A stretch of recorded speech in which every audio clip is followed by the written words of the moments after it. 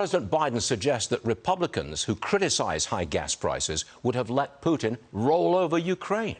Watch this. We could have turned a blind eye to Putin's murderous ways.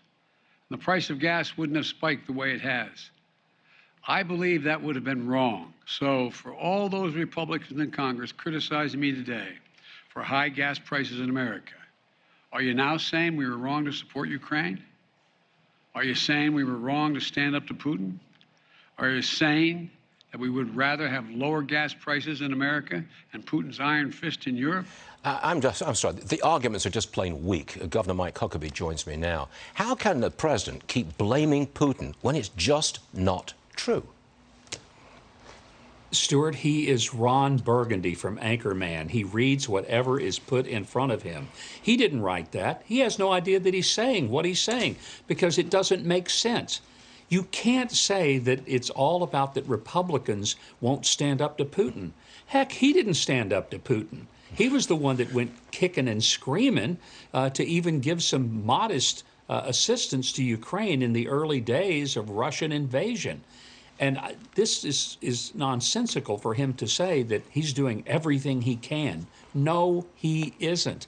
What he could do is reverse the policies that he started on his inauguration day, which was to declare war on fossil fuels in America.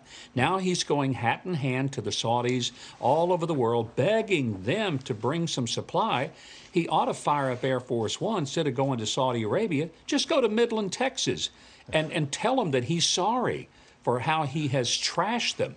And he's done it even again this week. It's disgraceful, Stu. It's disgraceful, and he needs to stop it. Quit blaming everybody but himself. Even Jerome Powell, his own guy, recognizes it's a farce. Now, the president has proposed this federal gas tax holiday, but there's no way it's going to get through Congress. The votes simply are not there. So now what, Governor? Well, he could just simply reverse course, but he's not going to do that. He's too stubborn, and I don't think he has a clue what his policies have done. And now he wants to blame the oil companies and even the guy that runs the local gas station. The reason that a lot of people who run gas stations had to create convenience stores and sell coffee and potato chips is because there's not enough margin on what they sell gasoline for them to keep the doors open. So they basically use gasoline.